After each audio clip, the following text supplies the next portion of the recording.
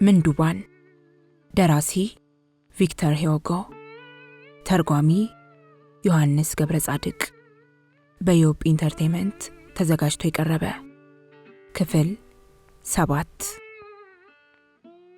ማሪየስ ወደ ፖሊስ ጣቢያ ሄዶ ተረኛ መኮንን እንዳለ ጠየቀ። መኮንኑ ስራ ለመግባታቸው ተገለጸለት። ሆኖም አስቸኳይ ከሆነ ዋናውን አዛዥ ማነጋገር እንደሚቻል ተነገረው። ማሪየስ አስቸኳይ ነው ሲለው የቀኑ ዘበኛ የዋናውን አዛዥ ቢሮ አመላከተው። ዋናው ኃላፊ ከቁመቱ ዘለቅ ያለ ጢማምና ቁጡ ሰው ነው። ሲያዩት ከሞት ይበልጥ ያስፈራል። ወፍራምና ረጅም ካፖርት ለብሷል። ፊቱ ክብ ሆኖ ሪዙ ላይ ሽበት ጣል ጣል አድርጎበታል። አፍጥጦ ሲያይ ወደ ውስጥ የገባውን ኪስ የሚገለብጥ ይመስላል።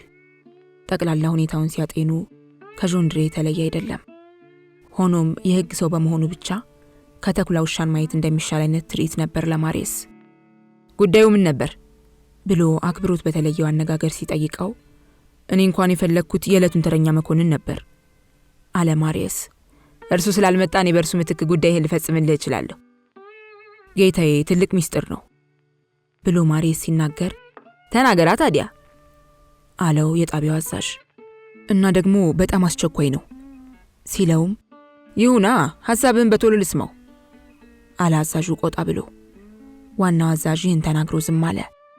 ከአጭር ጊዜ ጨዋታ በኋላ ግን ከማሪየስ ሳይሆን ካሰረው ክራቫት ጋር የሚነጋገር ይመስል አዛዡ እንዳቀረቀረ መቼስ መጠንቀቅ ያስፈልጋል ብሎ መቼስ መጠንቀቅ ያስፈልጋል ቁጥር 5052 ሰፈሩን አውቀዋለሁ አለው። ምን ማድረግ ይቻላል በማለት ማሪየስ ሲጠይቀው ሰዎቹ ትልቁን በር የሚከፍቱበት ቁልፍ አላቸው፣ አንተስ አለህ ብሎ ጠየቀው። እነርሱም አላቸው እኔም አለኝ ሲለው ያንተን ቁልፍ ይዘዋል ብሎ ጠየቀው። ይዤዋለሁ ባለው ጊዜ አዛዡ ስጠኝ ሲል አዘዘው። ማሪየስ ቁልፉን ከኪሱ አውጥቶ ሰጠውና በነገርኩት ነገር ካመኑ ኃይል ይዘው ቢመጡ መልካም ነው ብሎ ሲናገር ዋናው አዛዥ እንደመናደድ እንደ መብሸቅም አድርጎት ማሪየስን ቀና ብሎ አየው። ልጅ ለእናቷ መጥ አስተማረች አይነት ሳይሆንበት አልቀረም።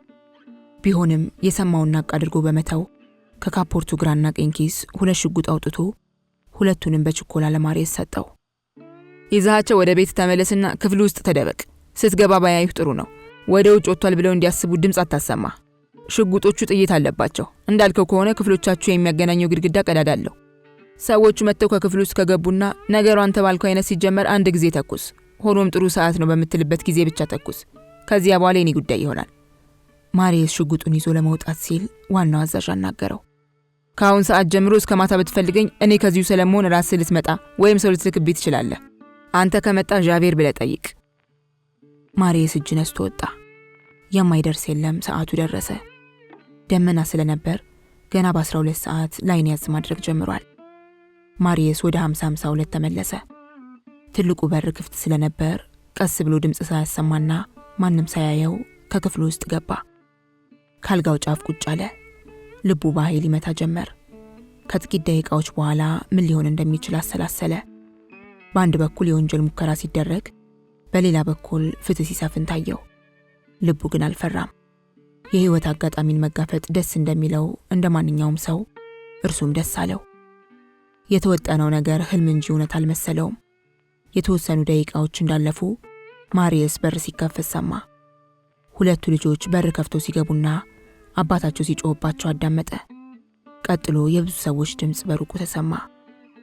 ስሙ ልጆች፣ አንዳችሁ በላይኛው አንዳችሁ ደግሞ በታችኛው በር በኩል ሆናችሁ የሚመጣ ሰው ካለ ተጠባበቁ ብሎ ሲያዛቸው በዚህ ብርድ በባዶ እግራችን ከውጭ ልንቆም በማለት ትልቋ ልጅ ስታጉረመርም ነገ ምን የመሰለ ጫማ ትገዣለሽ አላት።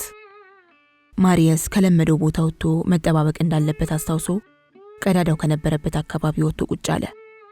ወደ እነ ሚስተር ጆንድሬ ክፍል ሲመለከት ክፍሉ ውስጥ ከሰል ተቀጣጠለ እንጂ ሌላ ብርሃን የሚሰጥ ነገር የለም። ከበሩ አጠገብ ረጅም ገመድና 2 ወፍራም የብረት ዱላዎች ተቀምጠዋል። ቆይተው ግን ሻማ ለኮሱ። ሚስተር ጆንድሬ ፒፓውን አያይዞ ከወንበር ላይ ቁጭ አለ። ጆንድሬ ድምጹን ከፍ አድርጎ በነገራችን ላይ በዚህ ብርድ ሰዎቹ በእግራቸው ሳይሆን በጋሪ ነው የሚመጡት። አንቺ ታዲያ ምን ማድረግ ያለብሽ ይመስልሻል? የፈረስ ኮቴ እንደሰማሽ በፍጥነት ወደ እነርሱ ትሄጂና ከቤታችን ይዘሻቸው ትመጫለሽ። ከዛም ቤት ለእንግዳ ብለሽ ካስገባሻቸው በኋላ በቶሎ ወደ ባለጋሪው ተመልሰሽ ሂሳቡን ከፍለሽ ታሰናብጪዋለሽ እሺ ብሎ ሲጠይቃት የምከፍለውን ገንዘብ ከየት ነው የማመጣው አለችው። ጆንድሬ ኪሱን ዳበስ አድርጎ 5 ፍራንክ አውጥቶ ሰጣት። ገንዘቡ ከየት መጣ ብላ ስትጠይቅ ዛሬ ጠዋት ጎረቤታችን የሰጠን ነው። አሁን እንግዲህ ቶሎ ብለሽ ወደ በሩ ሂጂና ብትጠባበቂ ይሻላል። አሁኑኑ ሂጂ። ትዕዛዙን ተቀብላ በቶሎ ወጣ ሄደች። ጆንድሬ ብቻውን ቀረ። ትዕዛዙን ተቀብላ በቶሎ ወጣ ሄደች። ጆንድሬ ብቻውን ቀረ። የእሳት ማንደጃው፣ ጠረጴዛቸውና 2 ወንበሮች ማሪየስ ከሚያይበት ቀዳዳ ትይዩ ነበሩ። አካባቢው በጣም ጭር ያለ ስለነበር ማንኛውም ድምጽ በቀላሉ ይሰማል። ጆንድሬ በሐሳብ በመዋጡ አልፎ አልፎ ፒፓውን መማግ እንደነበረበት ስለረሳ እሳቱ ይጠፋል። እጁን ዘርግቶ የጠረጴዛውን ኪስ ሳብ አድርጎ ከፈተው። ከኪሱ ውስጥ የነበረውን ጩቤ ያነሳ። ስለት እንዳለውና እንደሌለው በአውራጣቱ ሞከረው። ኃይለኛ ስለት ስለነበረው ከጠረጴዛው ኪስ ከተተና መሳቢያውን መልሶ ዘጋው። ማሪየስ ደግሞ ከቀኝ ኪሱ ውስጥ የነበረውን ሽጉጥ አውጥቶ ቃታውን ስቦ ያዘው። ቃታውን ሲስብ ሽጉጡ ድምጽ አሰማ። ጆንድሬ ደንግጦ ከተቀመጠበት ብድግ አለ። ማን ነው ብሎ በመጮ ሲጣራ ማሪየስ ትንፋሹን ያሳደረገ። ጆንድሬ ጆሮውን አቀንቶ አዳመጠ። ከዚያም ብቻውን ይስቅ ጀመር። ምን ጅል ነኝ፣ የኮርኒስ እንጨት የተንቋቋ መሆኑን ማወቅ እንዴት ተሳነኝ ሲል ራሱን ገሰጸ። ማሪየስ ሽጉጡን እንደያዘ ቀረ። 12 ሰዓት ስለሆነ በአካባቢ የሚገኘው ቤተክርስቲያን ደውል ተደወለ። ጆንድሬ የሚጠብቃቸው ሰዎች ከመጡ ብሎ የክፍሉን በርና መስኮቶች ዘጋጋ። ይበራ የነበረውን ሻማ እየተመለከተ ከክፍሉ ውስጥ ይንቆራጠጥ ጀመር። መንቆራጠጡ ሲሰለቸው ተመልሶ ቁጭ አለ። ወንበር ላይ እንደተቀመጠ የቤቱ በር ተከፈተ። የመጣችው ባለቤቱ ነበረች። ልግባ ብላ ስትጠይቀው ምን ማለትሽ ነው? ግቢ እንጂ አላት። አባባ ሸበቶ ተከትሏት ገብቶ 4 ሉዋ ከጠረጴዛው ላይ አስቀመጠ። 4 ሉዋ ጆንድሬ ከጠየቀው ገንዘብ እጅግ በጣም የላቀ ነው። ገንዘቡ ላልከው የቤት ኪራይና ለአንዳንድ ጉዳይ ጭምር ይሆናቸዋል። ወደፊትም ለሚሆነው ነገር እንረዳዳለን። የሰማዩ ጌታ ዋጋውን ይክፈሉ። ባለውለታ ሆነን ያልታሰበ እንጀራና ሲሳይ ይስጥልን አለ ጆንድሬ ባለቤቱን ባይኑ እየጠቀሰ። ቀደም ሲል የተነጋገሩትን እንድትፈጽም ማለትም ለባለጋሪው ሂሳቡን ከፍላ እንድትሸኘው ማስታወሱ ስለነበር ይህንኑ ለማስታወስ ወጣ ሄደች። ብዙ አልቆየችም። በቶሎ ተመልሳ ወደ ባሏ ጆሮ ተጠግታ በሹክሹክታ ተሸኝቷል አለችው።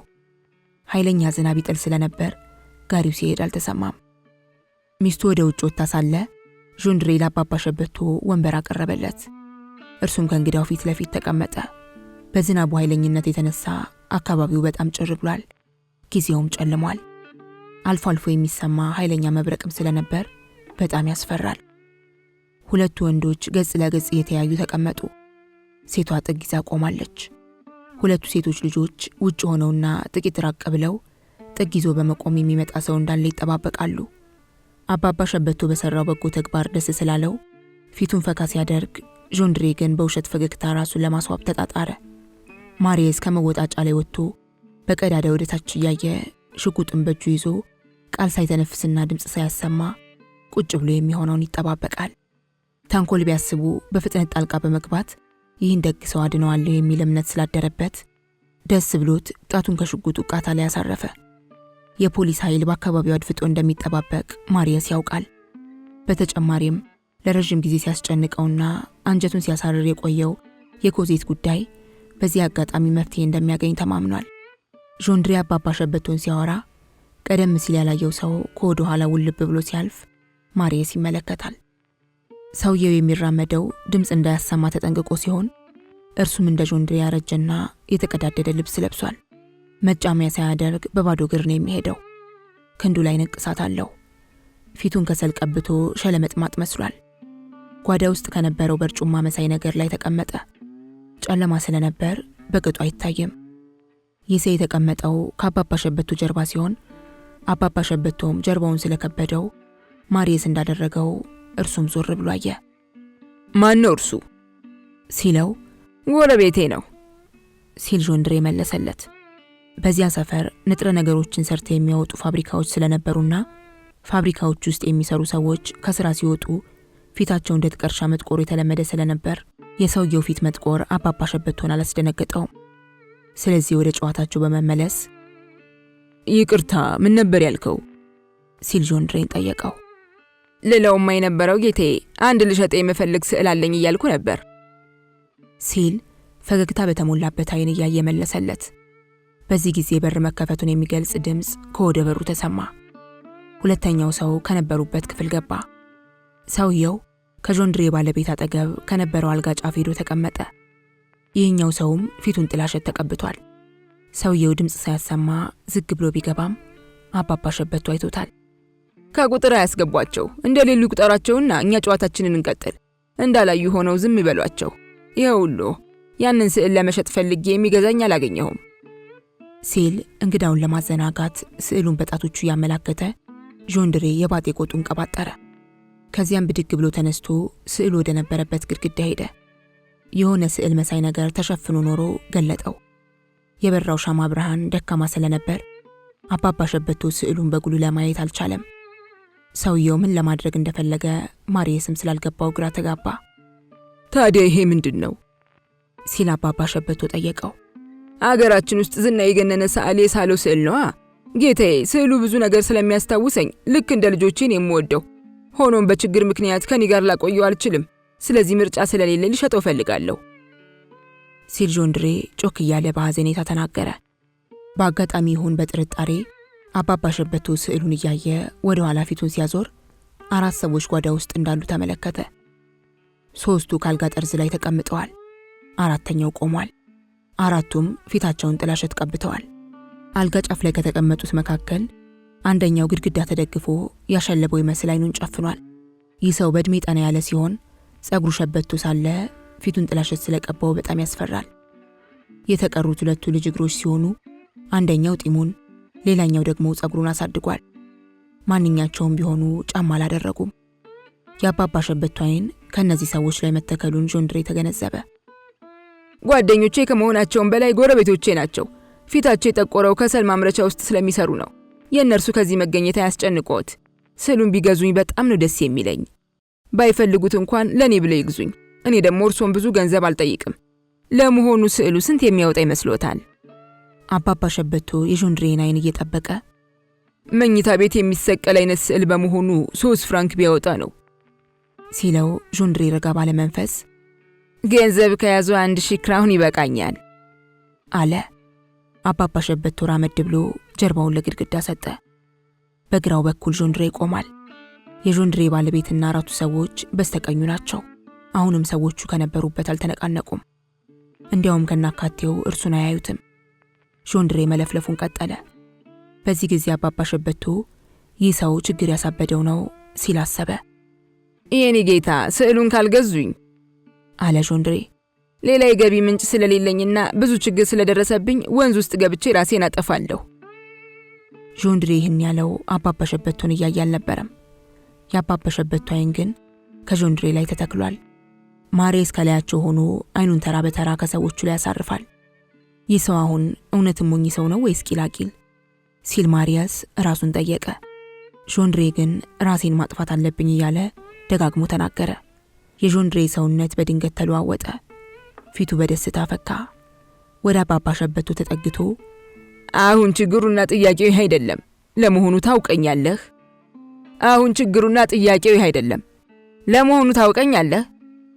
በማለት አባባ ሸበቶን በመጮህ ሲጠይቀው የክፍሉ በር በድንገት ወለል ብሎ ተከፈተ።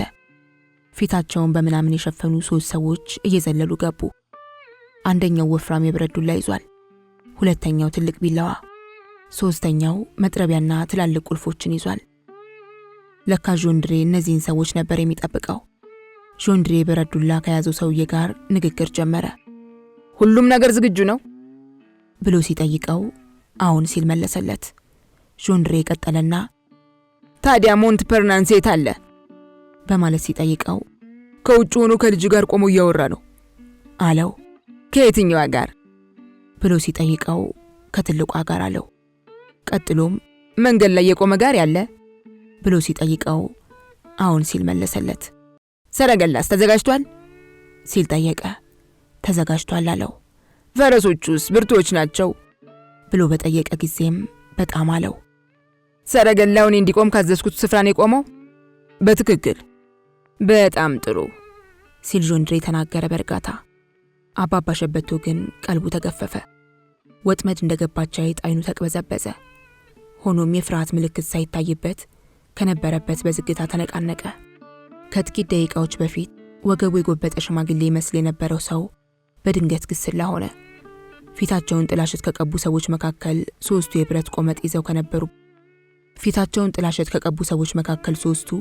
የብረት ቆመጥ ይዘው ከበሩ ላይ ቆሙ። እንቅልፍ የወሰደው ሽማግሌ አሁንም አልጋው ላይ ቢሆንም አይኑን ግን ገልጧል። የጆንድሬ ባለቤት ካጠገቡ ተቀምጣለች። ማሪየስ አሁን ጣልቃ መግባት አለብኝ ብሎ እጁን አንስቶ ለመተኮስ ተዘጋጀ። ጆንድሬ በረዱላ ከያዘው ሰው ጋር ከተነጋገረ በኋላ ወደ አባባ ሸበቶ ፊቱን አዞረ። ፊቱን አኮማትሮ የፌስ ሳቅ እየሳቀ አናገረው። አላወከኝም ብሎ ሲጠይቀው አባባ ሸበቶ በትኩረት ከተመለከተው በኋላ የለም አላወኩም ሲል መለሰለት። በዚህ ጊዜ ጆንድሬ ወደ ጠረጴዛው ጠጋለ። ግንባሩን ወደ አባባ ሸበቶ አስጠግቶም ልክ አውሬ ጠላቱን ነክሶ ለማጥቃት እንደሚያጓራ ሁሉ እርሱም አጓራ። የኔ ስም ጆንድሬ አይደለም፣ እውነተኛ ስሜ ቴናዴ ነው። እኔ እኮ ሞንትፌርሜ ከተማ ሆቴል የነበረ ሰው ነኝ። ገባህ ቴናዴ? አሁንስ አወከኝ አይደል? ይህን ጊዜ በቃላት ሊገለጽ የማይችል ቁጣ ከአባባ ሸበቶ ፊት ላይ ታየ። ሳይርበተበትና የመረበሽ ስሜት ሳያሳይ ቁጣውን ዋጥ አድርጎ ረጋ ባለ መንፈስ ተናገረ። ብዙም አልተለወጥክም ብሎ ሲመልስለት ማሪየስ መልሱን አልሰማም።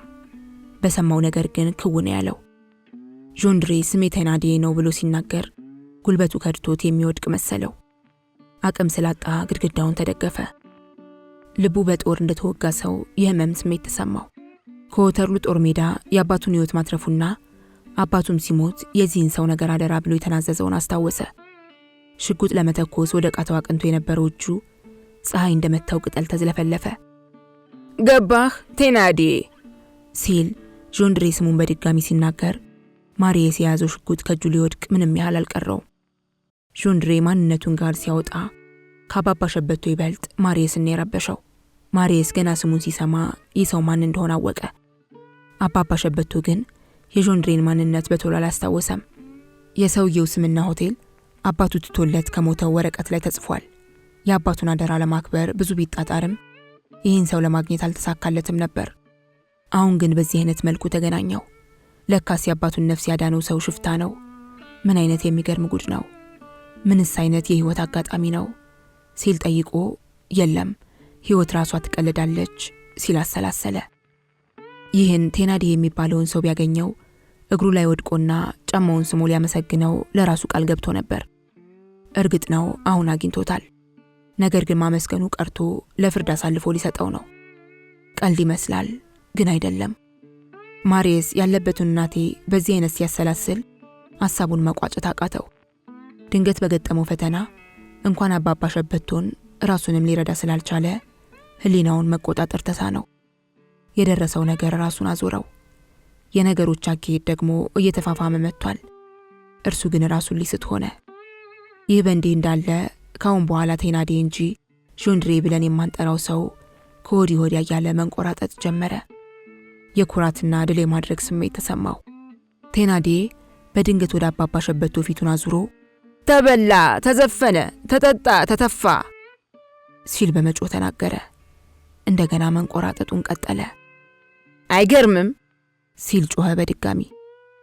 በመጨረሻ አገኘሁህ፣ የኛ ምጽዋተኛ፣ የኛ ዘይቅቤ አንጓች፣ የኛ ቱጃር፣ የኛ ሸንጉሊት ለጋሽ። አታውቀኝም? የለም ሞንትፌርሜ ላይ ከሆቴል ቤቴ ገብተህ ያደርክ አንተ አይደለህም? ከ8 ዓመት በፊት በ1823 ዓመተ ምህረት የገና በዓል ዕለት የፋንቲንን ልጅ ከቤቴ የወሰድከው አንተ አይደለህም? የኛ ቀጣፊ፣ ያን ጊዜ ለብሰው የነበረው ረጅም ቢጫ ካፖርት ምን ደረሰ? አለቀ? እንደ ዛሬ ጠዋት ጠቅልለህ ይዘኸው የነበረውስ ጨርቅ? አሁን ውጣ ከዚህ፣ ዓይንህን ያውጣውና አንተ ሰይጣን፣ የኛ መጽዋች። አታውቀኝም? ይሁና፣ እኔ ግን አውቃለሁ። ከዚህ ቤት ገና ስትገባ ነው የለየሁህ። ሞላጫ፣ ያን አታለልከኝ፣ አሞኘኸኝ። ለድሌ መሰበር ምክንያት የሆንከው አንተ ነህ። 1500 ፍራንክ ወርውረህልኝ ደህና ትረዳኝ ታገለግለኝ የነበረችዋን ልጅ ወሰድክብኝ። ልጅቷ ያን ጊዜ ብዙ ሀብት አስገኝታልኝ ነበር። የሀብታም ወገን ስለነበረች በስሟ ብዙ ሀብትና ገንዘብ ይመጣልኝ ነበር። አንተ ግን ያንን ምንጭ አደረከው። ያችን ሸቃባ ይዘህብኝ ስትጠፋ ድል ያደረክ መስሎ ነበር። ዛሬ ግን አታመልጠኝም፣ አታሸንፈኝም። አንተ ሽባ፣ እኔ አሁን በቀል ነው የሚታየኝ። ጻድቁ ዛሬ ያልቅልሃል። ጻድቁ ዛሬ ያልቅልሃል። ደሞ ገንዘብ ይዞ ሊመጣ እኮ ቄል። ዛሬ ጠዋት ሳይህ ፍዳህን እንደማስቆጥርህ ለራሴ ቃል ገብቻለሁ። ቴናዴ ንግግሩን አቋረጠ። የሚያጨሰው ሲጃራ ስለፈላበት ትንፋሽ አጠረው። ፊቱ ግን እንደ ጠዋት ፀሐይ እንደፈካ ነው። ሊዋጋ እንደሚዘል ፍየል ፈነጠዘ። አባባ ሸበቶን ከቁጥጥሩ ስር በማድረጉ በጣም ደስ ብሎታል። ደስታው ድንክዬዎች ቀውሌን ጠልፎ ይመጣል፣ ቀበሮ የታመመ በሬን ዘንጥሎ የመብላት ያህል ነበር። የታመመ በሬ እንዳይዋጋ አቅም ያንሰዋል። ዝም እንዳይል ነፍሱ ከስጋው አልተለየችምና ይንፈራገጣል። ቴናዴ ሲለፈልፍ አባባ ሸበቶ ሊያቋርጠው አልፈለገም። ንግግሩን እስኪጨርስ ጠበቀው። አሁን ግን ቴናዴ ፋታ ሲሰጠው እርሱ ተናገረ። የምትለው ነገር አልገባኝም፣ ተሳስተሃል። እኔ ድሃ እንጂ ባለብዙ ብር ወይም ቱጃር አይደለሁም። አንተ ትላለህ እንጂ እኔ አንተን አላውቅም። ከሌላ ሰው ጋር ተምታትቼብህ መሆን አለበት ሲለው፣ አህያ ቀባጣሪ ሲል ቴናዴ ጮኸበት። አሁንም ታሾፋለህ፣ ትቀልዳለህ። ጌታ ወጥመድ ውስጥ ነው የገባው። አታስታውሰውማ፣ ማን እንደሆንኩ አለየህማ። ይቅርታን አለ አባባ ሸበቶ ተኮሳትሮ። ሽፍታ መሆንህ አሁን እየገባኝ ነው። ቴናዴ የአባባ ሸበቶ ድፍረት ከማስደንገጥ አልፎ በጣም አናደደው። ተመቻችቶበት የነበረውን የወንበር ድጋፍ ንዴቱን የተወጣበት ይመስል እንቅ አድርጎ ያዘው።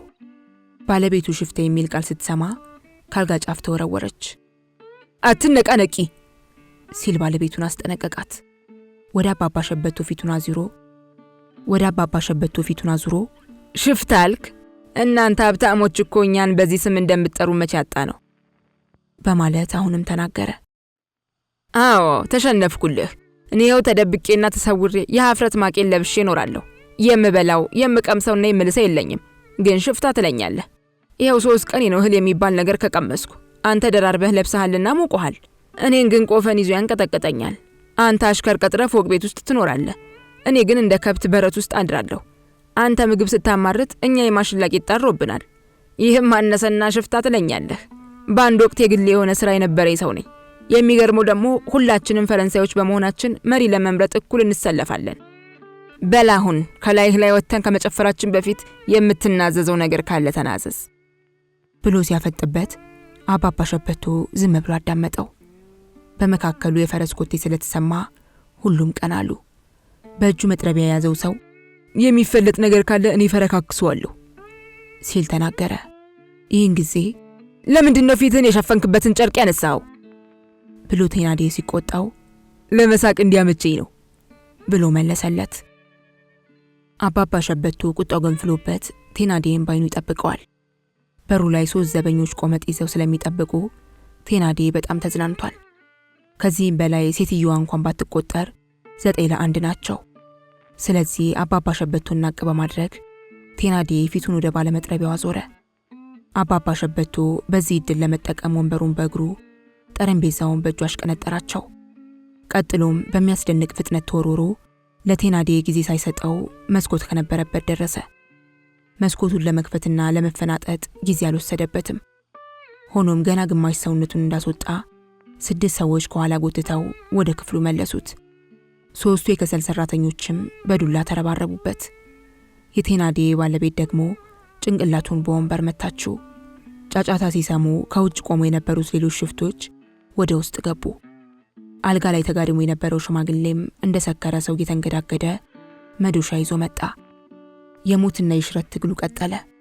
አባባ ሸበቶ ሽማግሌውን ደረቱ ላይ አንድ ጊዜ በቡጢ ሲለው ከመሬት ላይ ተዘረረ። ሌሎች ሁለቱን ደግሞ አንዱን በርግጫ ሌላውን በጡጫ ሲላቸው እነርሱም ከመሬት ላይ ተደፉ። ቀጥሎም መሬት ላይ ከተዘረሩ ሰዎች ላይ ሲወጣባቸው ሁሉም ድንጋይ እንደተጫነበት ሰው አጓሩ።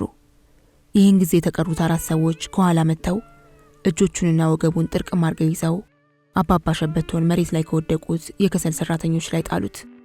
እርሱ ከላያቸው ላይ በመውደቅ ከስሩ ያሉትን ሰዎች ሲያደቅ፣ የጣሉት ሰዎች ደግሞ እርሱን አንዴ በጡጫ አንዴ ደግሞ በዱላ ነረቱት። ቀጥሎም 4ቱ ሰዎች ተረዳድተው አባባ ሸበቶን መስኮት አጠገብ ከነበረው አልጋ ላይ ወረወሩት። የቴናዴ ባለቤት በወንበር ከመታችሁ በኋላ ከተቀመጠችበት ወንበር አልተነቃነቀችም። ሁለቱ የከሰል ሰራተኞች ሰካራሙን ሰውዬ አንስተው ከጥግ አኖሩት። በአቤት ይህን ሁሉ ሰው ለምንድን ያመጣው ብሎ ቴናዴ ቆመጥሉን ላይ ያዘውን ሽፍታ ጠየቀው።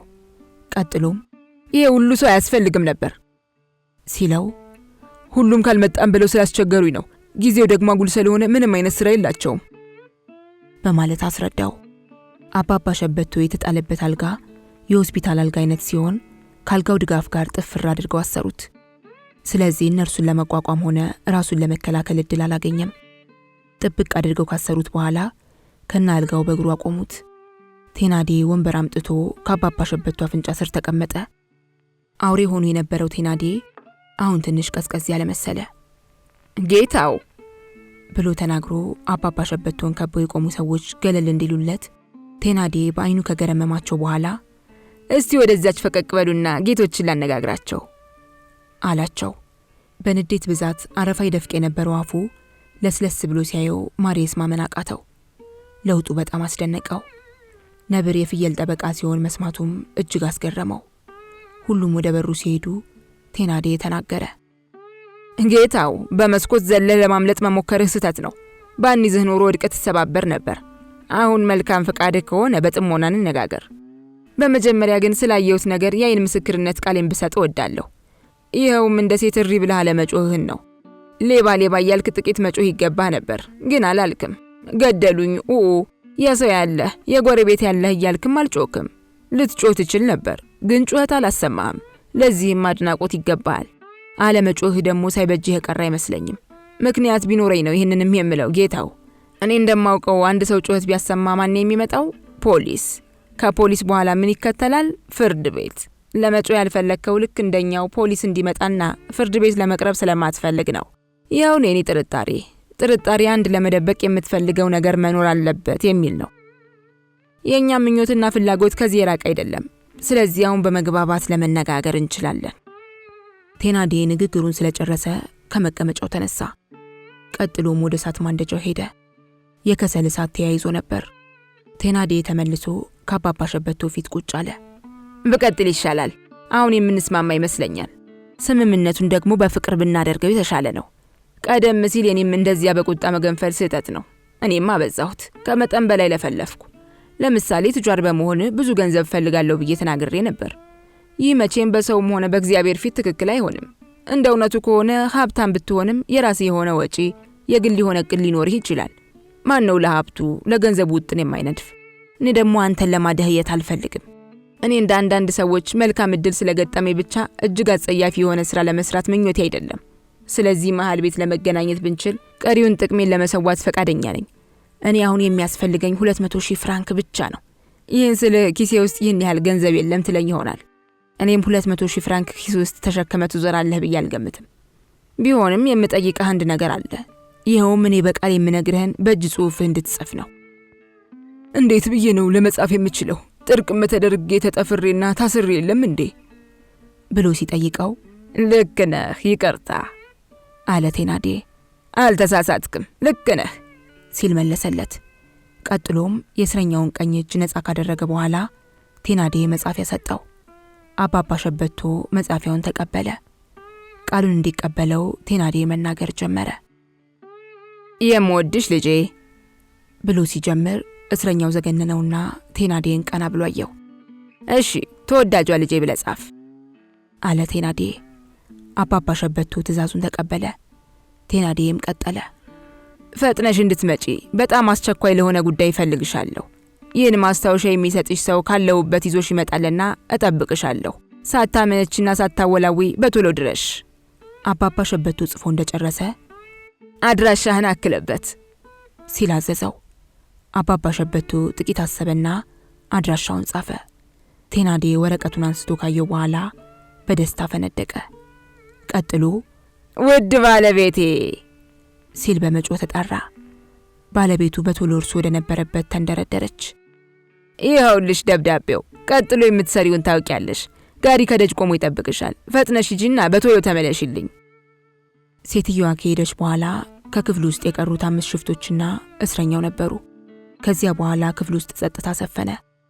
ማርየስ ከላይ ሆኖ ካሁን በኋላ ምን ይፈጠር ይሆን እያለ በጉጉት ይጠባበቃል። ያ አስፈሪ ዝምታ ረጅም ጊዜ ወሰደ።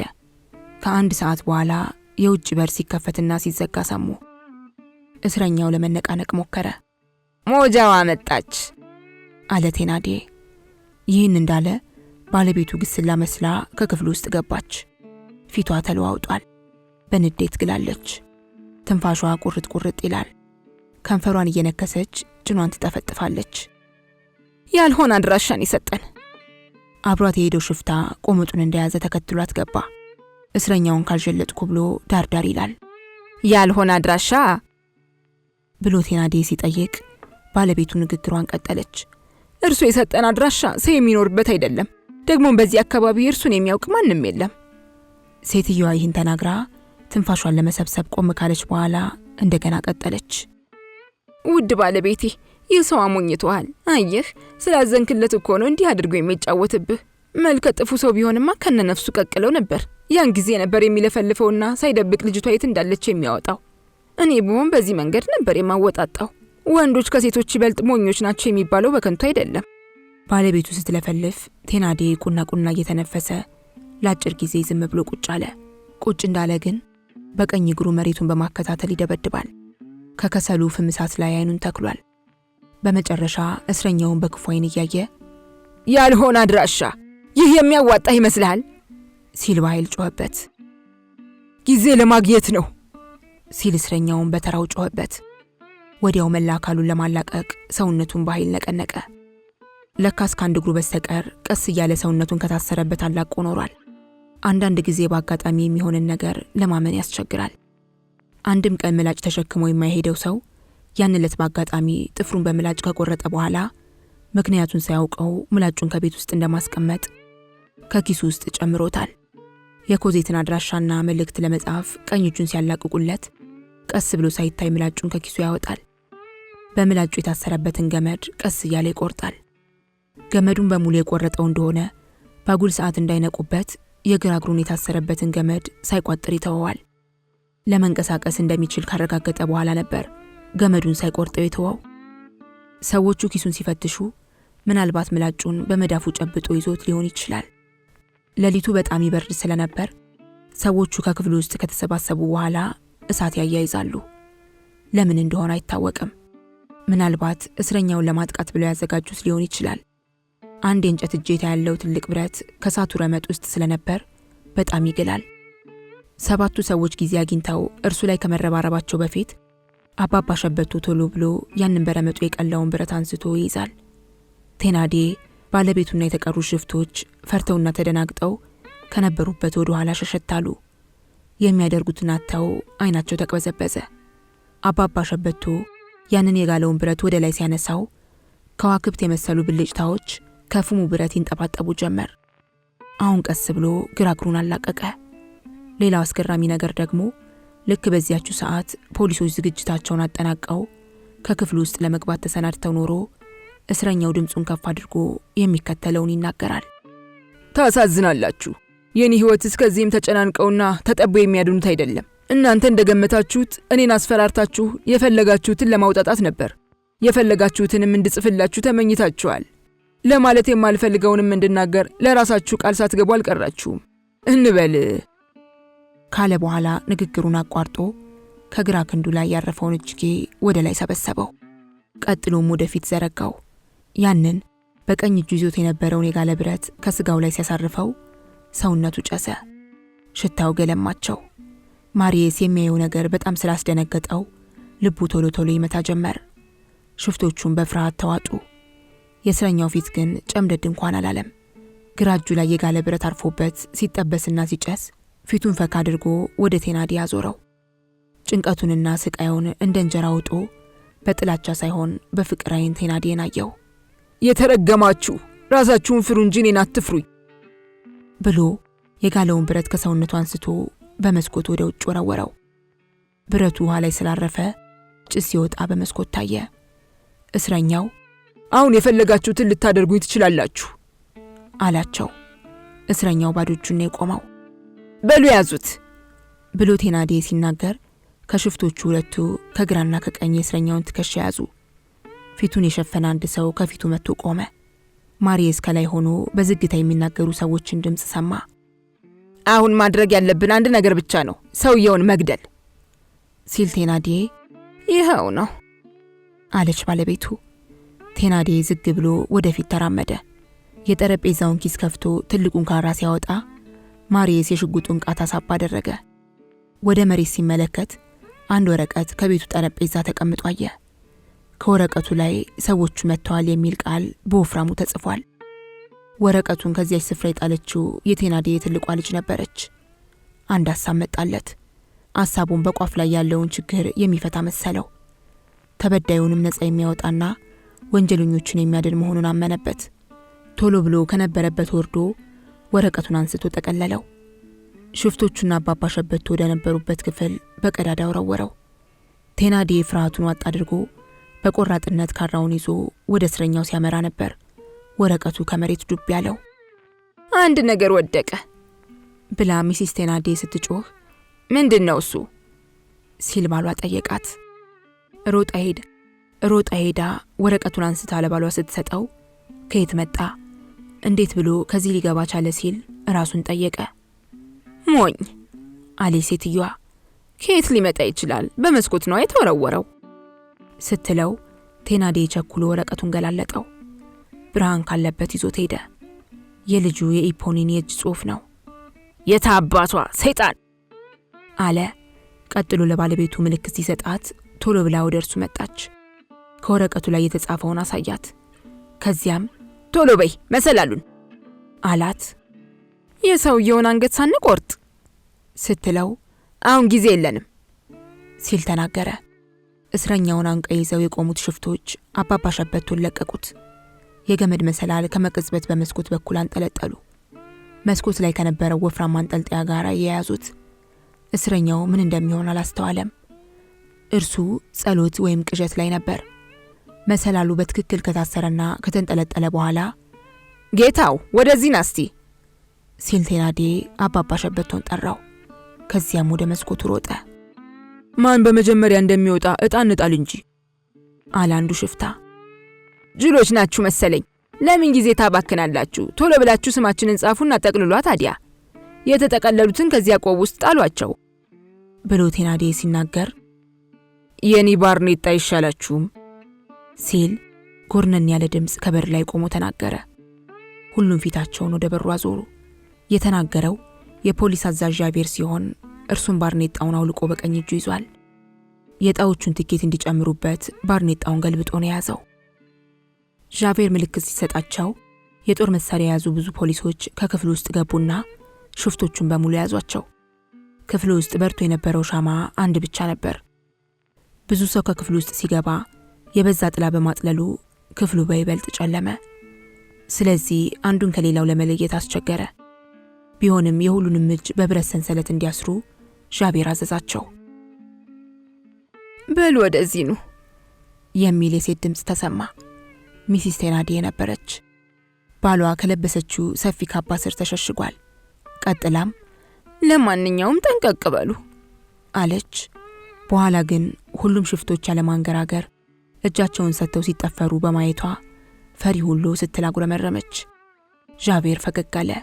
ሚሲስ ቴናዲዬ ወደ ነበረችበት ተመለሰች። አይጠጉኝ፣ እንዲያውም በቶሎ ከዚህ ቤት ቢወጡ ይሻልዎታል ስትል በማንጓጠጥ ተናገረች። እምቢ ካሉ ዋጋውን ነው የምሰጡት። ደፋር አለ ዣቬር አገጯን እያየ። እመቤት እንደ ወንድ ጢም አብቅለዋላ፣ እኔ ደግሞ እንደ ሴት ጥፍር አሳድጌያለሁ ሲል አሾፈባት። ከዚያም እርሷ ከነበረችበት ሲጠጋ ልጆቿና እርሷ የሚጠቀሙበት አነስተኛ ድንጋይ መኖሩን ተመለከተ። ሚሲስ ቴናዲዬ ቶሎ ብላ ያንን ድንጋይ ያነሳችና ዣቬርን ለመምታት ወደ እርሱ ወረወረችው። ዣቬር ጎንበስ በማለት ራሱን አዳነ። የወረወረችው ድንጋይ ከግድግዳው ጋር ሄዶ ሲላተም የግድግዳውን ቀለም አፈራረሰው። ድንጋዩ ነጥሮ ሲመለስም በመንከባለሉ ከዣቬር እግር ስር ደረሰ። ይህን ጊዜ ዣቬር በአንድ እጁ የሴትዮዋን በሌላኛው እጁ የባሏን ትከሻ ጨምድዶ ያዘ። ማሰሪያ አምጡ ሲል ዣቬር በመጮ ሲናገር ወዲያው የብረት ማሰሪያ መጥቶ ሁለቱ ሰዎች ተቀፈደዱ። የራሷና የባሏ እጆች መታሰራቸውን ባየች ጊዜ ወይኔ ልጆች ያለች። ከዚያም ከመሬት ላይ ዘፍ ብላ ራሷን ዘረረች። በድላቸው ያድጋሉ ሲል ዣቬር አሁንም አሾፈባት። ሶስቱ ፊታቸውን በከሰል ያጠቆሩትና ሶስቱ ፊታቸውን በጨርቅ የሸፈኑ ሽፍቶችም እጆች በብረት ሰንሰለት ታስሮ ከዚያው ቆመው ሲያይ ፊታችሁን እንደሸፈናችሁ ቆዩ ሲል ዣቬር እነርሱም ላይ አሾፈ። ቀጥሎም እያንዳንዳቸውን በስም እየጠራ እንደምን አመሸህ፣ ሌላውን ጤና ይስጥልኝ፣ ሌላውን ደግሞ ደህና ማልሰነበትክ እያለ ማሾፉን ቀጠለ። ከሰላምታው በኋላ ሰዎቹ ከነበሩበት ክፍል እንደገባ አንገቱን ደፍቶ ቆሞ የነበረውን እስረኛ አስታወሰ። እስረኛውን ፍቱት፣ ማንም ከዚህ ቤት እንዳይወጣ ብሎ ካዘዘ በኋላ ዣቬር ሄዶ ከወንበር ላይ ቁጭ አለ። ወረቀትና ብዕር አውጥቶ ከጠረጴዛው ላይ አኖረ። ቀና ብሎ እያየ እስረኛውን ወደዚህ ያምጡት አላቸው። ፖሊሶች እስረኛውን ባይን ፈለጉት። ምንድነው ነገሩ? ምን ያንቀረፍፋቸዋል? የት ነው ያለው እስረኛው? ሲል ጮኸባቸው። እስረኛው አባባ ሸበቶ ከዚህ አልነበረም፣ ወጥቶ ሄዷል። በሩ ላይ ፖሊስ ቆሟል። የነበሩበት ክፍል ደግሞ ፎቅ ላይ ነው። ታዲያ ሰውየው የት ሄደ? ምን ውስጥ ገባ? መስኮቱ አካባቢ ፖሊስ አልነበረም። ለካስ ነገሩ ሁሉ ትርምስምሱ ሲወጣ ቀደም ሲል እነ ተናዴ ለማምለጫ ባዘጋጁት የገመድ መሰላል አድርጎ ነው እስረኛው በመስኮት የሾለከው። የሁሉም ፖሊሶች አይን ያረፈው ከሽፍቶቹ ላይ ስለነበር እስረኛው ሲሾልክ ማንም አላየውም። ጋኔላም አለ ዣቬር በጥርሶቹ መሃል። ጥሩ ምስክር ይሆንን ነበር። በሚቀጥለው ቀን ማታ አንድ ትልቅ ልጅ በኃይል እያፏጨና እየዘመረ በመንገድ ላይ ሲጓዝ ከሆነ ነገር ጋር ይጋጫል። የተጋጨው ከሴት ጋር ሲሆን ለመውደቅ እንደ መንገድ አገድልና ወደ ኋላ ዞር ብሎ ይመለከታል። ምን ነው ትልቁ ውሻ መስሎኝ ነበር ሲላት አሮጊቷ ገንፍላ ከተኛችበት ብድግ ብላ ተነስታ የተረገምክ ስትል ተሳደበች። ከድካም ብዛት ሰውነቴ ባይከዳኝና ባይዝል ምን እንደማደርግህ አውቅ ነበር። ልጁ በዚህ ጊዜ ትንሽ ራቅ ብሎ ነበር የቆመው። ፕስ ፕስ በማለት ካሽሟጠጣት በኋላ በካልቾ ማቅመስ ያልተሳሳትኩም አበጀው እሰይ ሲል በማሾፍ ተናገራት። ሴትዮዋ አሁንም ከተቀመጠችበት ብድግ ብላ ተነሳች። ልጁ የሮጠ ስለሸሻ መለጣት። እርሱን ለመያዝ ተከትለው ስትሮጥ መብራት ካለበት ስለደረሰች የፊቷ መሸብሸብና የወገቧ መቁበጥ በግልጽ ታየ። እኔ የምወደው መልክ የለሽም ብሏት ልጁ አሁንም እያዜመ መንገዱን ቀጠለ። ከቤት ቁጥር 5052 ስለደረሰ ቆም አለ። በሩ መቆለፉን ሲያይ በርግጫ መታው። አመታቱ የልጅ ሳይሆን ያዋቂ ነበር። ለካስ መንገድተኛ ያያት ሴት ተከትለው ኑሮ እርሱ ከነበረበት ደረሰች። ምንድነው ነገሩ ባካችሁ? ከበሩ ላይ የቆመው ሰው ማን ነው? የሰው ያለህ በሩን እየሰበሩት ነው፣ ሌቦች ከቤቴ ሊገቡ ነው ስትል ጮኸች። ልጁ በሩን መደብደቡን አላቆመም። ሴትዮዋ ብዙ ስለሮጠች ትንፋሽ አጥሯት መተንፈሷ በግድ ሆነ። የዛሬው ዘረፋ አይን ባይን ሆነ እንዴ ብላ ጠይቃ ልጁን አተኩራ ስትመለከተው ማን እንደሆነ አወቀች። እንዴ ለካስ ያርኩስ ያ ሰይጣን ነው ስትል በማጉረምረም ተናገረች። ጉዴ ፈላ። አሮጊቷ ናት ብሎ ልጁ ወደ ኋላ ሸሸ። እየሸሸም ዘመዶቼ ለመጠየቅ መጥቼ እኮ ነው አላት። ከዚህ ማንም የለም አንተ ጋኔል አለችው ጥላቿን ከፊቷ ላይ ለማሳየት እየሞከረች። ይሄኔ እርሶ ደግሞ ምን ይላሉ ታዲያ? አባቴ የት ሄደ ሲላት ላፎረስ ከተባለ ስፍራ ስትል መለሰችለት። እናቴስ ብሎ ሲጠይቃት ሳላዘር አለችው። እሺ እህቶቼስ ብሎ ሲጠይቃትም ለማዶሎኒ ሄደዋል ስትለው ልጁ ጆሮውን አከክ እያደረገ ሴትዮዋን ቀና ብሎ አያት። ሴትዮዋ እነቲናዲ ይኖርበት የነበረው ቤት ጠባቂ ናት። ልጁ ግራ ገብቶት እንዴት ይሆናል ሲል ራሱን ጠየቀ። ከዚያም ፊቱን አዙሮ ቀደም ሲል ያዘመ የነበረውን ዜማ እያዜመ መንገዱን ቀጠለ። የት እንደሚሄድ ግን አያውቅም። ምዕራፍ 18 ኢፖኒን። ማሬስ ባጠመደው ወጥመድ ፍርድ ሲገለባበት ተመለከተ። የፖሊሱ አዛዥ እስረኞችን ይዞ ሲሄድ ማሬስ ከነበረበት ስፍራ ወርዶ ወዲያው ወደ ውጭ ወጣ። ጊዜው ከምሽቱ 3 ሰዓት ገደማ ይሆናል። ማሬስ በቀጥታ ወደ ጓደኛው ቤት ነው ሄደው። ከጓደኛው ከኩርፌራክ ቤት እንደደረሰም ጓደኛው ቤት ለማደር እንደመጣ ገለጸለት። ኩርፌራይክም ከመሬት ላይ ፍራሽ አነጠፈለት። በሚቀጥለው ቀን በጧት ከቤቱ ተመልሶ ያለበትን የቤት ኪራይ ከፍሎ ቤቱን ሲለቅ እቃውን ግን በጋሪ አስጭኖ ከኩርፌራይክ ሰፈር ወሰደው። ዣቬር የልጁን ስም ረስቶ ከቤቱ አገኘው እንደሆነ ብሎ ሲመጣ ማሪየስ ከቤቱ አልነበረም። ስለዚህ ዣቬር ማሪየስን ለማግኘት ብዙ ቢሞክርም አልተሳካለትም። ምናልባትም ልጁ የሚደርሰውን አደጋ ላለማየት በፍርሃት ከሀገር የጠፋ መሰለው። ማሪየስ ባየውና በተሰጠው ፍርድ እጅግ ተረብሾ ስለነበር ሁሉም ነገር ጨለማ ሆነበት። የሚያየው ነገር ስላልነበረ የወደፊት ተስፋው ከእርሱ ራቀ። ልቡ የተሰቀለላት ልጅ እንደ ብርሃን ብልጭታ በድንገት ብልጭ ብላ እንደገና ተሰወረችበት። የእርሱ የወደፊት ተስፋ ይቺ ብዙም የማትታወቅ ፍጡር ስለነበረች በልጅቷ ፍቅር ልቡ ታውሯል። ሄድና ፈልጋት ሲል ስሜቱ ቢገፋፋውም መሄጃውን አይኑ ላይ ስላልቻለ ስራው ሁሉ እንዲያው ዝም ብሎ መረበሽ፣ መጠበብና መጨነቅ ሆነበት። ቀቢጸ ተስፋ ተጠናወተው። ተስፋ የተለየው ህይወት ጨለማ ስለሆነ ፀሐይ ወጥቶ ሳለ ምድር ጨለመበት። አይኖቹ የፍቅር ረሃብተኞች ቢሆኑም ለማየት የፈለጉትን ባለማየታቸው ሌላ ነገር ከማየት ጆሮዎቹም ሌላ ነገር ከመስማት ተቆጠቡ። ልብ የፈለገውን ሳያገኝ ሲቀር የፍላጎቱ መጠንና የስሜት ግለት እየጎላ ይሄዳል። የፈለገውን ከመሻት ስለማይገታም ያንን ፍላጎቱን ለማሟላት ከመዋተት ወደ ኋላ እንደማይል ሁሉ የማሪየስ ልብም በምኞትና በፍላጎት ብዛት ሰውነቱ ራደ፣ ተንሰፈሰፈ። በፍቅር ጥማት ስለተቃጠለ መላ አካሉ ነደደ። ያልረካ ፍቅር የሚያደርገው ሁሉ በማሪየስ ላይ ታየ። በዚህም የተነሳ ማሪየስ ስራውን መስራት ስላልቻለ ስራውን አቆመ። የመኖር ተስፋ ደግሞ ስራ በመስራት ላይ የተመሰረተ በመሆኑ ስራ ከማቆም የከፋ አደጋ የለም። ስራ ለማቆም በጣም ቀላል ነው። እንደገና ለመጀመር ግን እጅግ በጣም ከባድ ይሆናል። ሰው በተፈጥሮ የምቾት ረሃብተኛና በቅዠት ዓለም የሚኖር ፍጡር በመሆኑ ያን ምኞት ለማሟላት ሲል ዘወትር በእጁ የጨበጠውን መስዋዕት ያደርጋል። ምቾት የተጠማ ህይወት ጭንቀት አይችልም።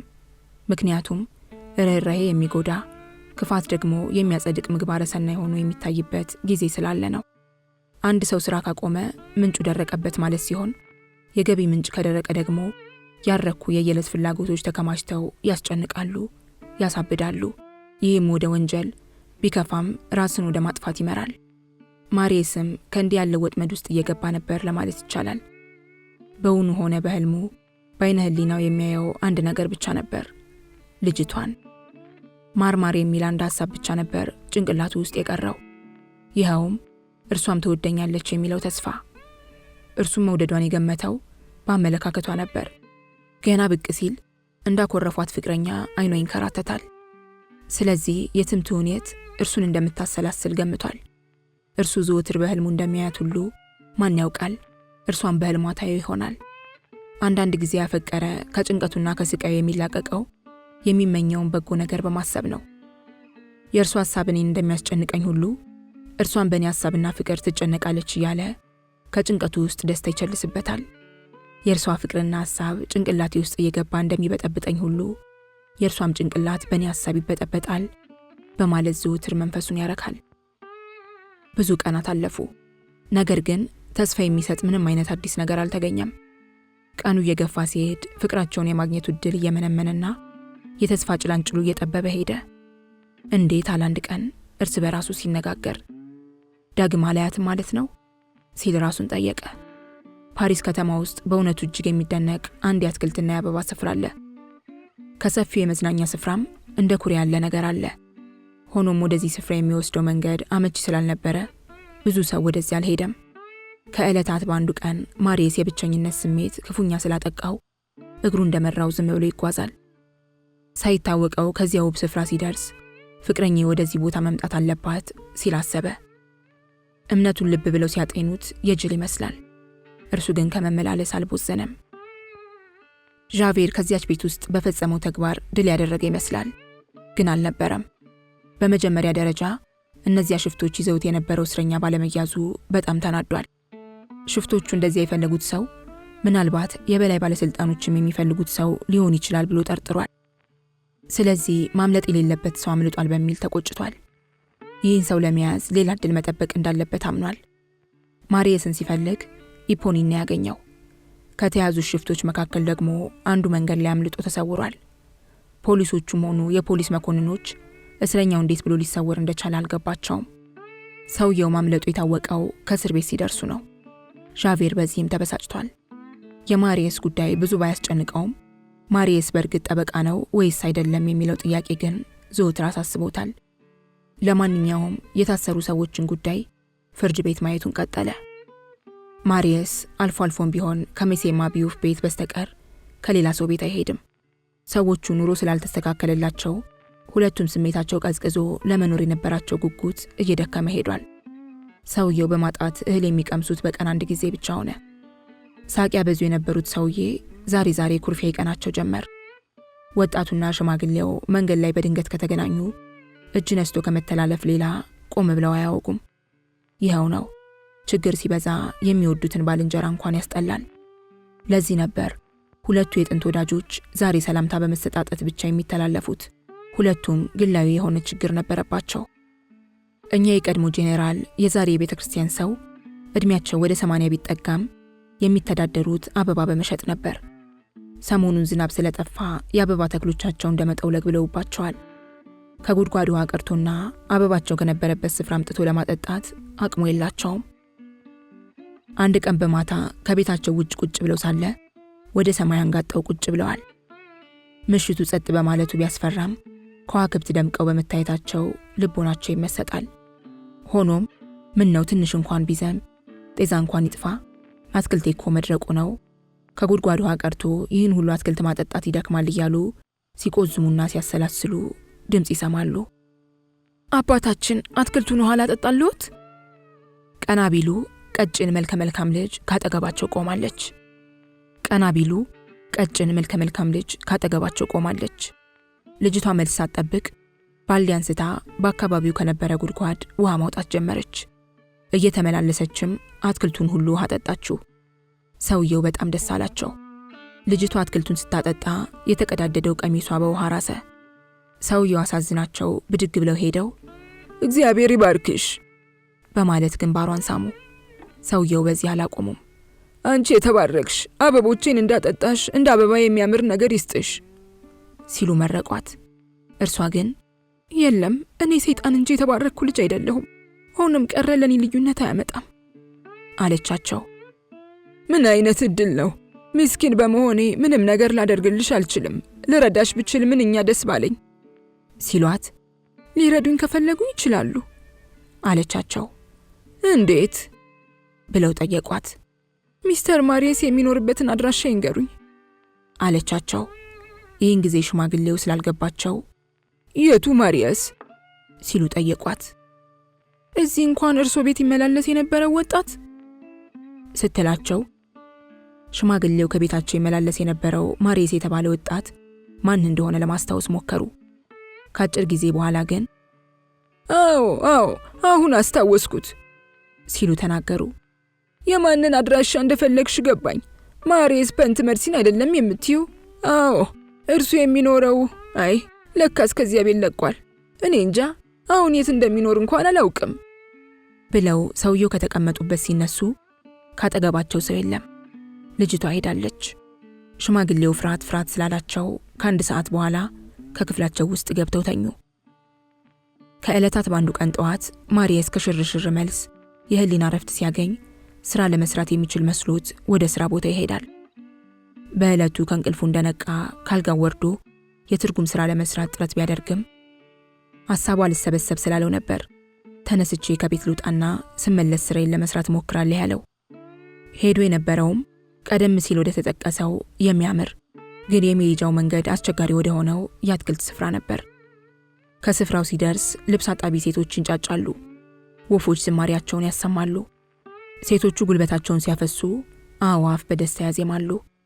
ማሪየስ ሁለቱን በመገረም ሲያነጻጽርና ሲቆዝም ከበስተኋላው የለመደው ድምጽ በሩቁ ይሰማዋል። የምፈልገው ሰው ያውና። ፊቱን አዙሮ ሲመለከት ያቺ ያልታደለች አንድ ቀን ጠዋት ከቤቱ የመጣችው ልጅ ማለትም የነቴናዲዬ ትልቋ ልጅ ኢፖኒን እንደሆነች አወቀ። ልጅቷ በይበልጥ ብትጎሳቆልም ቁንጅናዋ ግን በተሻለ መልኩ ጎልቶ ይታያል። በሁለት እርምጃ ብርሃን ከነበረበት ደረሰች። በባዶ እግሯ ያለመጫሚያዋ እየሄደች የተቦጫጨቀ ልብስን የለበሰችው። ልዩነቱ አሁን ልብሷ በይበልጥ ተቀዳዷል፣ ቆሽሿል። የድምጿ መጎርነን ግን አልተለወጠም። ፊቷ በፀሐይ ብዛት ጠቁሯል። አባ ግዴለሽነቷና የሚቅበዘበዝ አይኗ ያው ነው። ሆኖም የፍርሃት የመረበሽና የሐዘን መልክ ከበፊቱ በይበልጥ አሁን ፊቷ ላይ ይነበባል። ይህም ሆኖ ውበቷ አልጠፋም። እንደ ንጋት ኮከብ ውበቷ ከዚያ ከተጎሳቆለ ሰውነቷ ሲፍለቀለቅና ሲንጸባረቅ ይታያል። ማርየስ ከነበረበት ደርሳ ካጠገቡ ቆመች። ፊቷን ፈካ አድርጋ በፈገግታይን ተመለከተችው። መናገር እንደማይችል ዱዳ ቃል ሳትተነፍስ ዝም ብላ ነው ከፊቱ የቆመችው። በመጨረሻ አገኘሁ አይደል? በማለት ተናግራ አባታችን ማቢዩፍ ልክ ናቸው ማለት ነው። ከዚህ ነው የተደበከው። እንደ መደበቅ አልቀላም። ስንት ቀን ፈለግኩ መሰለህ? ስንት ቦታ ነው አንተን ፍለጋ ይዞርኩት። 15 ቀን ካሰሩኝ በኋላ ምንም አይነት ወንጀል አለመስራቴን ሲያረጋግጡ ፈቱኝ። እድሜ ደግሞ ለፍርድ የሚያስቀርብ አይደለም። ካንተ ጋር ከተለያየን 2 ወር መሆኑ ነው። እንዴት ፈለግኩ መሰለህ? ይሄው አንተን ስፈልግ 6 ሳምንት አለፈ። ከድሮ ቤት አይደለም ያለኸው ብላ ስትጠይቀው የለም ያንን ቤት ለቅቄያለሁ ሲል መለሰላት። ታዲያ ሁኔት ነው ያለኸው ብላ ብትጠይቀውም ማርየስ መልስ አልሰጣትም። ወይ ጉድ ሸሚዝ ተቀዳዷል ካለችው በኋላ ልስፋልህ በማለት ጠይቀው ቀና ብላ የማርየስን ፊት እያየች የራሷን ፊት በማጨማደድ ቋጠረችው። ቀጥላም በእኔ መምጣት ደስ ያለህ አልመሰለኝም ስትለው ማርየስ አሁንም ዝም አላት። እርሷ ግን ለአጭር ጊዜ ቆዘመችና ጨዋታዋን ቀጠለች። እኔ እኮ ቢሆንልኝ አንተን ከማስደሰት ወደ ኋላ ልልም ነበር ስትለው ማርየስ እንዴት ምን ለማለት ፈልገሽ ነው ሲል ጠየቃት። ሐሳቧን ለማወቅ ፈልጎ ምን ነው ተለወጥክ? ከዚህ ቀደም ከዚህ በተሻለ ትህትናና አክብሮት በተሞላበት አንደበት ነበር የምታነጋግረኝ ብላ ስትመልስለት ግን ይሁንና ቅድም ምን ለማለት ፈልገሽ ነው እንደዚህ ያልሽው ሲል ጠየቃት። ይህንን ሲላት ከንፈሯን ነከሰች። ለመናገርም ፈልጋ መነታች። አንድ አይነት ትግል በውስጧ እንደሚካሄድ አስታወቀባት። በመጨረሻ ግን ከሆነ ውሳኔ ላይ ስለደረሰች ተናገረች። ምን አባቱ እንደፈለገው ምን ልዩነት ያመጣል ስትል አጉረመረመች። ቀጥላም የተከፋ ትመስላለህ። እኔ ግን ደስ ብሎ እንዳይህ ነው የምፈልገው። እንደምትስቅና ፈገግ እንደምትል ቃል ግባልኝና ልቀጥል። ስትስቅ ምን እንደምትመስል ለማየት ፈልጋለሁ። ጥሩ ነው፣ እንደሱ ፈገግ በል። አየህ ሚስተር ማርየስ፣ የፈለኩትን እንደምትሰጠኝ ቃል ገብተህልኝ እንደነበር ታውቃለህ ብላ ስትናገር ጣልጋ ገብቶ አቋረጣት። አዎ ብዬ ነበር። አሁን ግን አንቺ የምትፈልጊው ንገሪኝ ሲላት አይን አይኑን እያየች ተናገረች። የምትፈልገውን አድራሻ አግኝቼልሃለሁ ስትለው ማርየስ በአንድ ጊዜ ተለወጠ። የልቡ ትርታ ከፍ ሲል ፊቱም ወገግ አለ። የምን አድራሻ ሲል ጠየቃት፣ ያልገባው በመምሰልና በመግደርደር። እንድፈልግልህ የጠየከኝን አድራሻ ነዋ ስትለው አዎ አለ ማርየስ በመንተባተብ። የልጅቷን አድራሻ እንደሆነ ገብቶ የለ በማለት ስትጠይቀው ማርየስ ሳይታወቀው ከተቀመጠበት ብድግ አለ። ልጅቷን እቅፍ አድርጎ ጉንጯን ሳማት። በይተንሽ አሁኑኑ እንሂድ። የልጅቷን አድራሻ ብቻ ሳየኝ። አሁን የምትፈልጊውን ንገሪኝ። የፈለግሽውን ማንኛውንም ነገር ጠይቂኝ፣ ይፈጸምልሻል። የልጅቷን አድራሻ ብቻ ሳየኝ ሲል ቀባጠረ። ተከተለኝ ብላ ቢሆንም ግን የመንገዱን ስምና የቤቱን ቁጥር በትክክል አላውቀውም። ቤቱ የት እንደሆነ ግን በትክክል ስለማስታውሰው መለየት አያቅተኝም። ካለንበት ትንሽ ራቅ ይላል። ና እንሂድ አሳይሃለሁ ስትለው እጇን ይዞ ቆሞ ስለነበር መነጨቀችው። የሚያይ ቢኖር እንደዚያ ስትመነጭቀው የጥል መስሎት ይደነግጥ ነበር። ማርየስ ግን ስሜት አልሰጠውም። አቡ እንዴት ነው ደስ ያለህ? ወሬውን ተይና መንገዱን ቀጥይ። ቤቱን ብቻ ሳይኝ። እሺ ይሁን ስትለው አሁኑኑ ሲል ጠየቃት። አዎ አሁኑኑ። ወይ ጉድ እንዴት ነው ደስ ያለው አለች። ጥቂት ከተጓዙ በኋላም ቆም አለች። በነገራችን ላይ ስለ አንድ ነገር ቃል እንደገባልኝ ታስታውሳለህ? ማርየስ ኪሱን ዳበሰ። ያለው 5 ፍራንክ ብቻ ነበር። ገንዘቡን እንዳላውጥቶ ከኢፖሊን እጅ ውስጥ ካስቀመጠው በኋላ ጣቶቿን አጠፈ። እርሷ ግን ጣቶቿን ዘርግታ ገንዘቡን ከመሬት ወረወረችው። ቀና ብላ በማንቋሸሽ አየችው። ገንዘብህን አልፈልግም አለችው። ምዕራፍ 19 ከፕሎሜ ጎዳና ላይ ያለ ቤት። ፕሎሜ ከተባለ ጎዳና ላይ ንብረትነቱ የመንግስት የሆነ ባለ 1 ፎቅ ቤት ነበር። ቤቱ 2 ክፍል ከፎቁ ላይ፣ ሌላ 2 ክፍል ደግሞ ከምድር ቤት ነበረው። እንደ ወጥ ቤት ሊያገለግል የሚችል አንድ አነስተኛ ክፍልም ነበረው። ቤቱ ከዋናው ጎዳና ጋር የተያያዘ ትልቅ የውጭ በርና በአበባ ያጌጠ ሰፊ ግቢ አለው። ከቤቱ በስተጓሮ በኩል ለዕቃ ማስቀመጫ ወይም እንደ ማድቤትና ሰራተኛ ማደሪያ ሊገለገሉበት የሚያስችሉ ሌሎች 3 ክፍሎችም ነበሩት። በጓሮ በኩል የሚስጥር በር ቢኖረውም ሚስጥሩን ለሚያውቅ እንጂ ይህ በር ለመሆኑ በቀላሉ አይታየም። አልፎ አልፎ ካልሆነ በስተቀር ቤቱ ብዙ ጊዜ ተከራይቶ አያገኝም። በ1829 ዓመተ ምህረት አንድ በእድሜ በሰል ያለ ሰው መጥቶ ይህንን ቤት ይከራየዋል። ሰውየው ብቻውን አልነበረም። አንዲት ወጣት ልጅ አብረዋለች። ይህ ሰው ዣን ቫልዣ ሲሆን ወጣቷ ልጅ ደግሞ ኮዜት ናት። ቀደም ሲል ዣን ቫልዣ ይረዳት የነበረችው ማሮጌት አብራቸዋለች። ስሟም ቱሴ ይባላል። ዣን ቫልዣ ቤቱን የተከራየው ሜሴ ፎሽሎማ በሚል ስም ነው። ዣን ቫልዣ ለረጅም ጊዜ የኖረበትን ገዳም ለቆ ከወጣ በኋላ ምን ተፈጸመ ቢባል ምንም የሆነ ነገር የለም። ዣን ቫልዣ ገዳም ውስጥ ደስ ብሎት ነበር የሚኖረው። ኮዜትን በየቀኑ ያገኛታል። በተገናኙ ቁጥርም ፍቅራቸው እየበረታና የአባትነት ስሜቱ እየዳበረ ይሄዳል። ልጅቷን ፈጣሪ የሰጠው ጸጋ እንደሆነች ስላመነ ይህችን ልጅ ከእርሱ ማንም ሊለያት እንደማይችል ገምቷል። እስከ ሕይወቱ ፍጻሜ ከእርሱ የማትለይ ፍጡር ለመሆኗ አልተጠራጠረም። ይህም ደስታውን እጥፍ አደረገው። ነገር ግን ልጅቷን የግሉ ሀብት አድርጎ በመውሰዱና የደስታው ምንጭ እንድትሆን በማድረጉ የህሊና ወቀሳ ነበረበት። ይህች ልጅ ገና እምቡጥ ናት። ምንም ነገር አታውቅም። ሕይወቷን እንደፈቀደ የሚመራው ዣን ቫልዣ ሲሆን ይህንን የሚያደረገው ከክፉ ነገር ላይ እንዳትወድቅ በማሰብ ነበር። ሆኖም ይህ አይነቱ አስተዳደግ የዓለምን ምንነት ለማወቅ ለልጅቷ እድል ስላልሰጣት የራሷን እድል ራሷ እንድትወስን አላስቻላትም። እንደ እውነቱ ከሆነ ሰውየው ይችን ልጅ እንደ ቦይ ውሃ የመራት ከእርሱ እንዳትርቅ እንጂ ሙሉ ለሙሉ ለእርሷ ብሎ አልነበረም። ይህ ነው እንግዲህ የህሊና ወቀሳ ያስከተለበት። ከገዳምና ከመነኮሳት ትምህርት ቤት ያስገባት እርሱ ነው። እንድትመነኩስ የወሰነውም እርሱ በመሆኑ ምናልባት ስታድግ ልትጠላው እንደምትችል አላጤነም። ይህና ሌሎች የመሳሰሉ ሀሳቦች ናቸው እንግዲህ ገዳሙን ለቆ እንዲወጣ የገፋፉት። ከዚያ ስፍራ ለመውጣት ከወሰነ በኋላ ብዙ አልቆየም። ግቢውን ለቆ ለመውጣት ጥሩ አጋጣሚ ሲጠብቅ ሽማግሌው ፎሽሎማ ሞቱ። ስለዚህ ግቢውን ለቆ ለመውጣት እድል አገኘ። ከገዳሙ ሲወጣ ለገዳሙ አለቃ የነገራቸው ወንድሙ በመሞታቸውና በእርሳቸው ሞት ምክንያት መጠነኛ የሆነ ሀብት ስለወረሰ ሌላ ቦታ ሄዶ ለመኖር እንደሚችል መሆኑን ነው። ኮዜትን ይዞ ያለ ብዙ ድካም ከሌላ ቦታ ለመኖር የሚችል መሆኑንም ሲነግራቸው አልተቃወሙትም። ልጅቷን በማስተማር ገዳሙ ላበረከተው አስተዋጽኦ 5000 ፍራንክ በስጦታ መልክ ለገዳሙ ሰጥቶ ነው የወጣው። ገዳሙን ሲለቅ የማንንም እርዳታ ሳይጠይቅና ማንንም ሳያስቸግር ያቺ ትንሿን ሳጥን በእጁ ይዞ ነው የወጣው። ዘወትር የሳጥኗን ቁልፍ ከእጁ አይለያትም። ሳጥኗ የተለየ ጠረን ቢኖራትም ሁልጊዜም የሚያስቀምጣት ከራሱ ክፍል ውስጥ ነው። ኮዜት ስለዚህ ሳጥን በጣም ትገረማለች። ከቦታ ቦታ በተዘዋወሩ ቁጥር እርሷን ብቻ ነው አንጠልጥሎ የሚሄደው። ኮዜት አንዳንድ ጊዜ ብቻዋን ስትሆን ይህችን ሳጥን ቀናውባት እያለች ትስቃለች። ከጊዜ በኋላ ዣን ቫልዣ ወደ ከተማ በወጣ ቁጥር እየተጨነቀ እንጂ መዝናናትን ከተወ ሰንበትበት ብሏል። ፕሎሜ ጎዳና ላይ ካለው ቤት ውስጥ ከገባ ጀምሮ ብዙ ጊዜ ከቤት አይወጣም።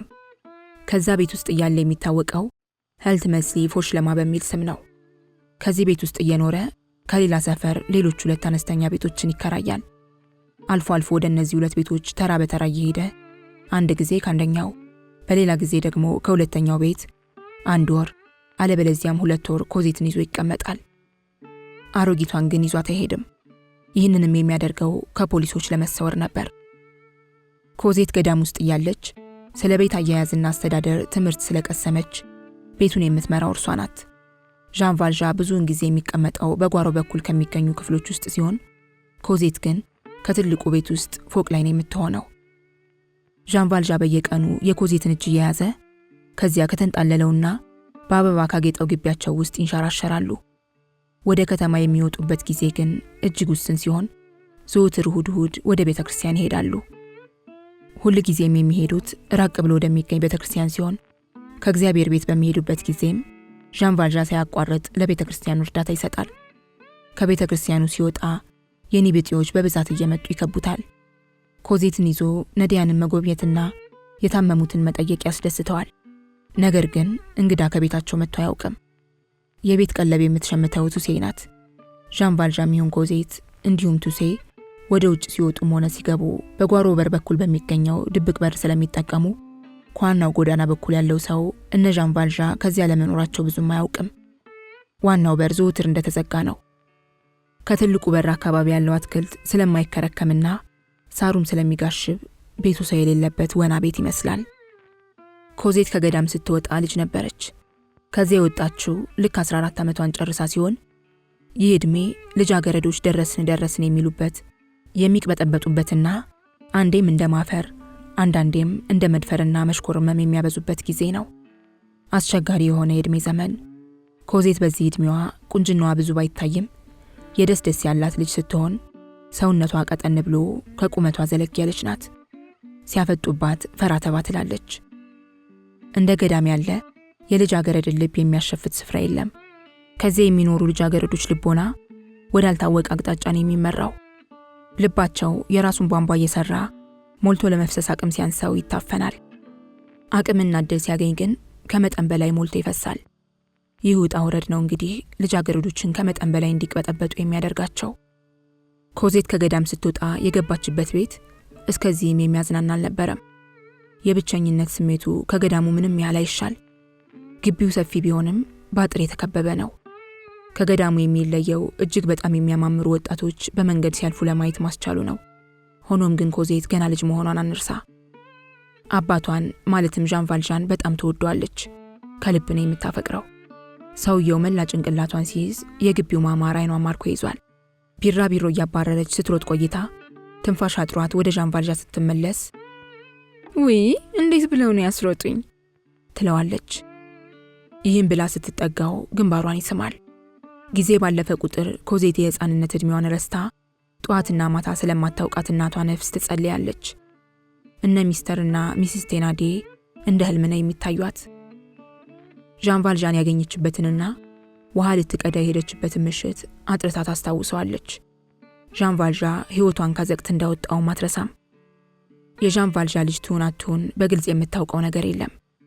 አንዳንዴ ስታስበው የእናቷ ነፍስ ከዚህ ደግ ሰው ውስጥ ገብቶ ከእርሷ ጋር ሊኖር እንደመጣ ትገምታለች። ኮዜት ትንሽ ልጅ ሆና ስለ እናቷ ሲያወራላት ዣን ቫልዣ ደስ ይለው ነበር። ዕድሜዋ ከፍ ሲል ግን ይህን መቀጠል አልተቻላቸውም። በዚያ ዕድሜዋ እርሷ ስለ እናቷ ትጠይቅ እንጂ እኔ ማንሳት የለብኝም የሚል እምነት አደረበት። የሞተ ሰው መንፈስ በመካከላቸው ጣልቃ እንዲገባም አልፈለገም። ኮዜት አንድ ቀን በድንገት የሚከተለውን ተናገረች። አባባ ማታ በህልሜ እናቴን አየኋት። 2 ትላልቅ ክንፍ አውጥታለች። እናቴ ሳትጸድቅ አልቀረችም ባለችው ጊዜ ሕይወቷን ለሌላ ሰው የሰዋች ሴት ስለሆነች መጽደጓ አያጠራጥርም አላት። ወደ ውጭ ሲወጡ ኮዜት በኩራትና በደስታ ክንዱን ተደግፋ ትጓዛለች። ዣን ቫልዣ በየዋህነቷና በምታሳየው ፍቅር በጣም ይደሰታል። ይህን የመሰለ ደስታ ስላጎናጸፈው ፈጣሪውን ከልብ ያመሰግነዋል። በአንድ ወቅት እንደዚያ ተጠልቶ የነበረው ሰው ዛሬ ያ ሁሉ አልፎ ይህች የዋህና ገራገር የሆነች ልጅ ከልብ ስታፈቅረውና ስትወደው በማየቱ እጅግ ደስ አለው። የመንፈስ እርካታም አገኘ። ከዕለታት ባንዱ ቀን ኮዜት ወደ መስታወት ሄዳ ቁመኗንና መልኳን በተመለከተች ጊዜ እንዴ ስትል ጮኸች። ለካስ ቆንጆ ነኝ አለች ለራሷ። ይህም አዲስ ስሜት፣ አዲስ ሕይወት ከልቦናዋ ውስጥ ቀረጸባት። እስከዚያች ዕለት ድረስ ስለ መልኳና አስተሳሰቧ ተጨንቃ አታውቅም። መስታወት ስታይ የመጀመሪያ ጊዜዋ አይደለም። ነገር ግን ስለ ውበቷና ቁመናዋ ማሰላሰሏ የመጀመሪያዋ ሲሆን ሰዎች ሙያ እንዳላት ይነግሯት ነበር እንጂ ስለ ቁንጅናዋ አውርተዋት አያውቁም። ራሷን ብትሆን ዘውትር ታስበው የነበረው ሙያዋ ብቻ ሲሆን ዣን ቫልዣ ግን አንዳንድ ጊዜ ቆንጆ ልጅ እንደሆነች ነግሯታል። ወደ መስታወቱ ተመልሳ ሄዳ ራሷን በድጋሚ በማፍጠጥ ስታይ የሆነ ሰው በእርግጥም ቆንጆ ነሽ የሚላት መሰላት። በዚህ ጊዜ በመጠኑም ቢሆን ተሽኮረመመች። ያን ዕለት ማታ እንደ ወትሮዋ ጥሩ እንቅልፍ አልተኛችም። አልጋ ላይ ከወጣች ጀምሮ እውነትም ቆንጆ ነኝ፣ አሁን በእርግጥ የወንዶች ልብ እኔን ይመኛል ስትል ብዙ አሰበች። ገዳም ውስጥ በነበረችበት ጊዜ የምታውቃቸው ጓደኞቿን በማስታወስ መልኳን ከነርሱ መልክ ጋር አነጻጸረች። እኔ እኮ ከገሊት አላንስም፣ እገሊትም ብትሆን እስከዚህም የምትደነቅ ልጅ አይደለችም። እገሊት ግን በጣም ቆንጆ ስለሆነች እኔን ትበልጠኛለች። ሆኖም ግን ምኗ ነው ከኔ የሚበልጠው እያለች ብዙ ስላሰላሰለች ሳይሆን አይቀርም እንቅልፍ ያልወሰዳት። ከዕለታት ባንዱ ቀን ኮዜት ከግቢያቸው ውስጥ እየተንሸራሸረች ሳለች አሮጊቷ ቱሴ ጌታዬ ይህች ልጅ በየቀኑ እየቆነጀች እንደምትሄድ ልብ ብለዋል ብላ ስትጠይቅ ሰምታለች። አባቷ ምን ብሎ እንደመለሰ ግን አልሰማችም። የቱሴ ንግግር ስሜቷን ስለነካው እየሮጠች ወደ ክፍሏ ሄዳ በለቱን ከመስታወት ፊት ቆማ መልኳን አየች። ቀደም ሲል ከመስታወት ፊት ቆማ ራሷን ስታይ መልኳ ካስደነገጣት 3 ወር ያህል አልፏል። በዚያን ዕለት ሰው አላያትም እንጂ ትንሽ አልቅሳለች። የምታየው ራሷን ሳይሆን የሌላ ሰው ሰውነት የምታይ ነበር የመሰላት።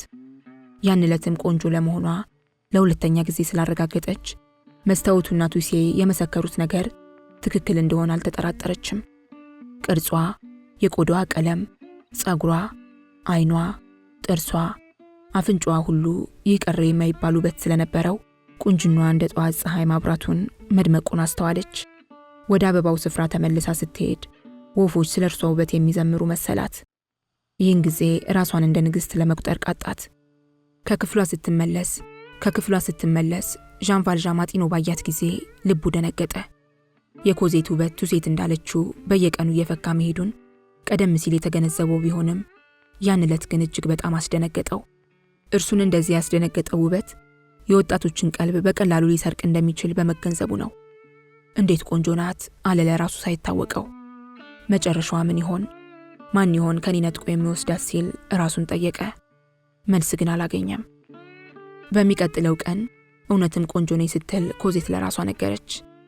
ከዚያን ቀን ጀምሮም ስለምትለብሰው ልብስ ጥንቃቄ ማድረግ እንዳለባት አመነች። ከዚያ በኋላማ ኮዜት ከሰፈሩ ቆንጆዎች እንዳንዷ ከመቆጠር አልፋ ጥሩ ልብስ የምትለብስ ዘናጭ ልጅ ስለተባለችና ታዋቂም ስለሆነች ዝናዋ እየገነነ ሄደ። አንድ ቀን በጠዋቱ ዝንጥ ብላ ለብሳ ከአባቷ ጋር ወደ ውጭ ሊወጡ ሲሉ አባዬ የዛሬ አለባበሴ እንዴት ነው ስትል ጠየቀችው። እርሱም ሲመልስላት ምን ይነገራል ልጄ፣ እጅግ በጣም አምሮብሻል አላት፣ የሐዘን ስሜት እየተሰማው።